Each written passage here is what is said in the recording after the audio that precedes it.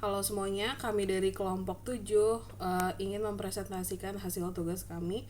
Kami mengambil dari bagian pertama tentang kekuasaan pengadilan tinggi.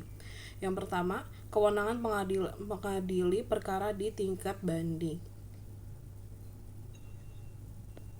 Pada pasal 21 ayat 1 Undang-Undang Nomor 4 Tahun 2004, putusan pengadilan tingkat pertama dapat dimintai banding kepada PT oleh pihak yang bersengketa.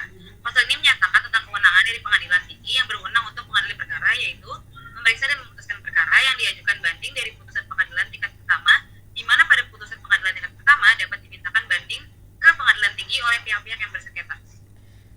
Berikutnya ada kewenangan memutus perkara kewenangan memutus sengketa mengadili.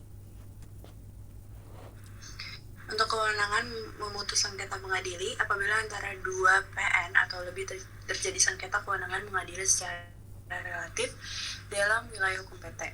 Yang bertugas dan memutuskan adalah PT yang meliputi wilayah hukum PN yang bersengketa. Jadi, jika terjadi sengketa kewenangan mengadili antara dua atau lebih pengadilan negeri dalam wilayah hukum pengadilan tinggi, maka peradilan tinggi yang wilayah hukumnya meliputi pengadilan negeri tersebut berwenang memutuskan sengketa pada tingkat pertama dan terakhir. Ada di Undang-Undang Nomor 8 Tahun 2004 dan Undang-Undang Nomor 49 Tahun 2009. Berikutnya ada dapat memberi keterangan, pertimbangan, dan nasihat hukum. Kewenangan ini bersifat fakultatif, bukan imperatif, sebagaimana terlihat dari kata dapat memberikan dalam pasal 52 ayat 1. Keterangan, pertimbangan, dan nasihat hukum diberikan oleh pengadilan tinggi kepada instansi pemerintah di daerahnya. Atas permintaan pasal 5 Undang-Undang Nomor 8 Tahun 2004 tentang peradilan umum, keterangan, pertimbangan, dan nasihat hukum tersebut tidak boleh berhubungan langsung dengan perkara yang sedang diperiksa atau akan diperiksa oleh pengadilan. Hal ini ditegaskan dalam Undang-Undang Nomor 8 Tahun 2004 dan Undang-Undang Nomor 49 Tahun 2009. Berikutnya ada melakukan pengawasan atas pelaksanaan tugas dan tingkah laku hakim, panitera, sekretaris, dan jurusita.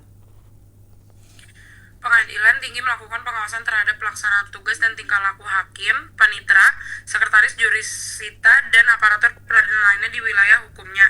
Pengawasan ini juga mencakup jalannya peradilan di tingkat pengadilan negeri agar diselenggarakan dengan seksama dan sewajarnya di pasal 51 Undang-Undang Nomor 2 Tahun 1989. Oke, dapat kita simpulkan pengadilan tinggi memiliki kekuasaan untuk memeriksa dan memutus perkara banding dari pengadilan negeri.